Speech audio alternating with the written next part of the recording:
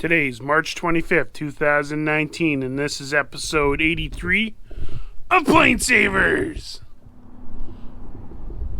Good morning, everybody. Hopefully your Monday's gone well. It is minus 9 degrees here in Yellowknife, which is 16 degrees Fahrenheit. It's been a long time since I got to say hello from outside of the Buffalo Ramp, and all the snow's gone. Yeah, you gone for 10 days or 10 episodes, and all the snow leaves.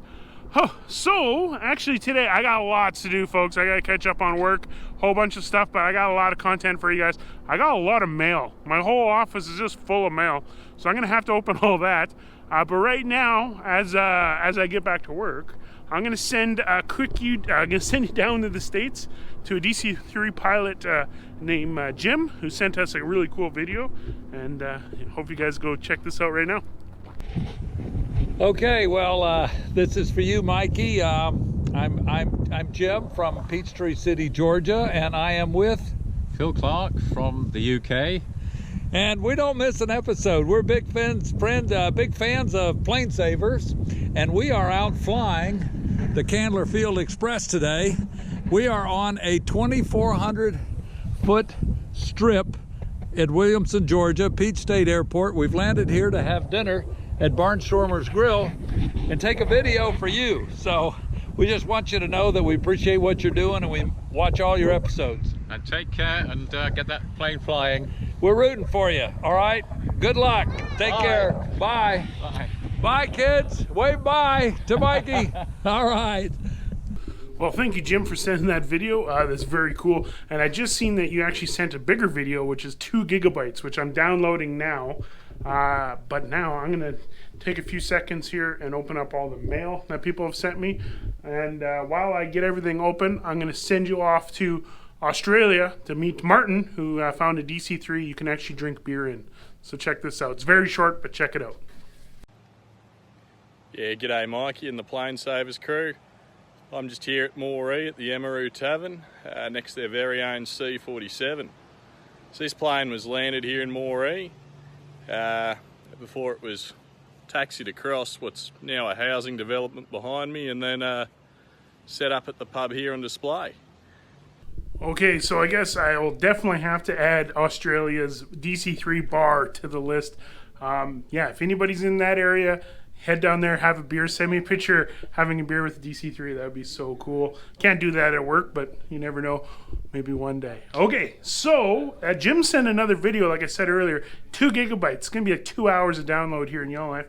But I went ahead and opened up all the mail, and I wrote myself a little script. Right off the bat, I want to thank my buddy Cameron, Conroe, Texas. He got me some hoodies and tees. He's a welding teacher down there. He's going to have some more surprises coming our way.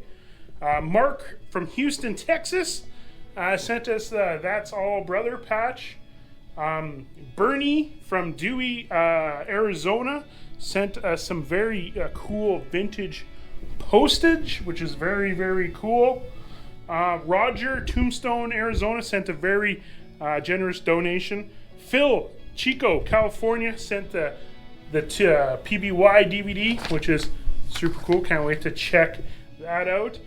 Steve, Samantha, and Rebecca from Kempville, Ontario, sent some more books. And look at these amazing Starfighter pictures. Very, very cool. If you can remember, they sent the DC-3, the original DC-3 plaque, and of course this is in memory of their grandfather, Robert Red Weber. Check that out. So he says, Mike, you notice anything different about this pic?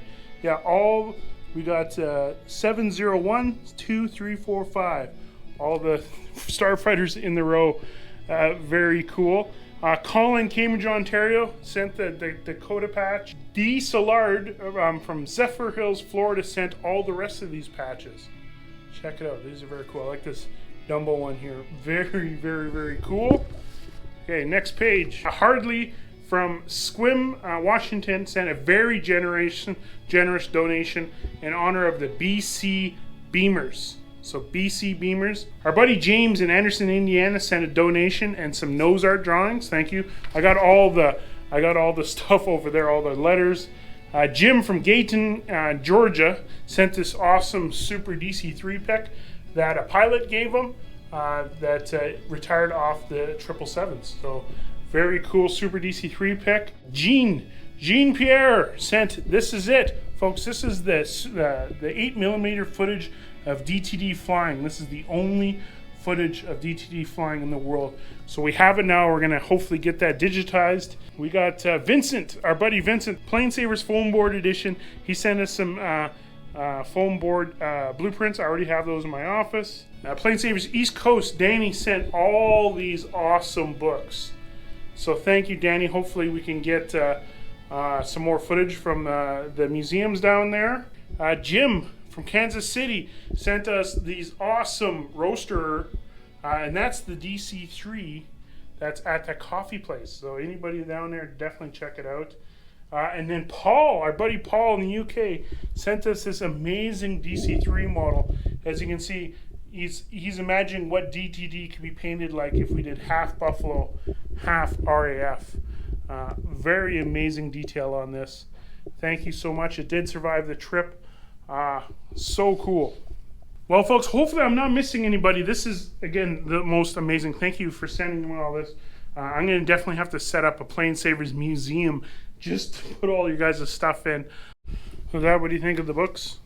Well, I just noticed them. I got to have a look at them here, and they're very good books to have in your library. The Avro, Billy Bishop. I only liked him because bishops are close to my heart. You know, me and God are close. And Alex said Hitchison sent the 3D printed stuff here. It was cool. This is glow in the dark Buffalo thing, and you hold that up to the light, and you can see. WZS. Oh, yeah. Better put my glasses on. Yeah, So no, very this cool. is really great stuff that people are sending you. Thank them. You're going to be a bigger hoarder than I am. See, this is good because now I don't have to do paperwork. I can sit here and read books instead of read my financial statement. So you left for war looking like this, and now you're flying for a commercial coming this way. Well, that's That's a all hell right. of a good idea. I like that. Cool. Whoever did that did a lot of work. It's very well done. Very Yeah. nicely done. Should be preserved in that museum here. Yeah, can you just leave this here till I get back and read them? Yeah. Oh yeah. You know me. I'll leave everything the way it is. Yeah. So what I'm going to do is send you off Jim's video finally downloaded. He's doing a tour of a DC-3 that he owns, which is an actual DC-3. If you remember from the VQV video, which is that DC-3 that we own, the only DC-3 that we actually own that's a real DC-3. Long story. But yeah, let's head off to Jim right now, and I'll see you guys when you get back. Hi Mikey, name's Phil Clark. I'm very keen on flying the DC-3. I've watched Ice Pilots and I've watched you on your PlaneSavers, and with the aid of the internet I was able to contact Jim to fly this wonderful aeroplane. It's been a dream of mine since I was a very small boy, and here I am. I've flown the aircraft and I've just qualified in the right seat, care of Jim and his wonderful aircraft, which you can just see here. It's built before the war and it's an original aircraft, and Jim is going to tell you more about the aircraft shortly, and as we go forward he will go and explain the reasons behind it all. Hey Mikey, we're both big fans of the show, and we're enjoying it. Every day I have something to look forward to. Phil came all the way from the United Kingdom to Atlanta, Georgia, so he could fly the DC-3. I have a similar story of winding up owning the DC-3, but it's a Candler Field Express. Mikey, this is an original DC-3A, as you have one, and it was built in 1939, delivered early 1940 to Braniff International Airways. It was an airliner all the way to 1988. And then in 1988, its last mission was Provincetown Boston Airways. And then since then, it's been in private hands. It was restored in the early 90s. And, you know, you're a plane saver. And what you're doing is beyond phenomenal. It's the only way that airplane was saved from the scrapyard. I'm a caretaker. The airplane will outlive me. And so my goal and duty is to take care of it and pass it on to the next guy. And as a caretaker, keep it in good shape and keep it in front of the public. We're on our way to Sun and Fun next week. Well, of course, we'll be at Oshkosh. I hope to see you there. It's at Oshkosh every year. and we'll definitely be at Oshkosh. But how about a tour of the airplane? Let's take a look. Now it originally had the Wright 1820s. It's like yours. It's got the Pratt & Whitney 1830s on it. This is the second highest time DC-3 flying. It's got over 93,000 hours on it, and it's still rock solid. Of course, as you know, they were built like a tank. 93,000 hours and still going strong. Let's go inside. We're always adding oil. We're always trying to clean it up a little bit. It takes a lot of oil, 100 gallons an hour for fuel, and then polish. Oh my gosh, I've got a couple of young fellas to pay for their way to Oshkosh. They polished the DC-3. So let's have a tour, Phil. You go ahead, we'll follow you up. That's the original air stair door. I hope you saw the hamburger hatch up there, a hamburger door as we went by it. Here's the original cargo door. Folks didn't carry luggage like they do today. And let's take a look inside. What we've done inside is we have 16 seats, and they're over the center of the wing. That makes it really easy for the weight and balance. You know, it had as many as 29 seats, but right now the FAA puts you in another category if you go over 20 seats. So we've got 16 seats in the passenger compartment, pilot, co-pilot, and a jump seat. So we're at 19. And the interior, while the interior is not original, it is very close to it. There's your cabin door. It had a lavatory in the back. We've removed that, but it's still heater over here, very functional. Let's look at the cockpit. There's a hamburger door, the exit, emergency exit. There's another emergency exit here, but the panel, I'm going to call it 1960s. It does have a Garmin in there, radio, so you've got some GPS navigation, but the flight instruments and everything are 1960s. It works very well. It's a beautiful old airplane. We're going to do all we can to keep it flying, and we're going to keep watching you, and we're going to keep rooting for you, Mikey, so that you guys, hopefully you guys will be up and flying by June the 6th. All right, take care. We want to thank you again from Falcon Field in Peachtree City, Georgia. Keep up the good work so we'll have something to watch. Thanks. Keep up the good work, Mikey, and well done for what you've done so far. Take care. Well, Jim and Phil, I just recorded a segment of my father reacting to your video, but for some reason there was no audio. So I just wanted to mention he really loved the DC-3. He says 90,000 hours is amazing. He'd love to come down and try it. He noticed that the oil coolers have an extra, like a Venturi thing on them. And the pedostatic system was a little different.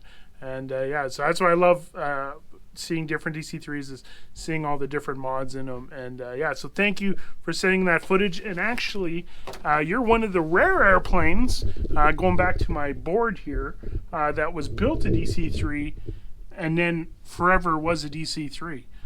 For people who don't know what this board is, it's basically all the different versions of DC-3s and C-47s dumbed down a bit so people can understand. But yeah, a DC-3 that was born a DC-3 and stayed DC-3 forever, very rare. Very, very, very rare.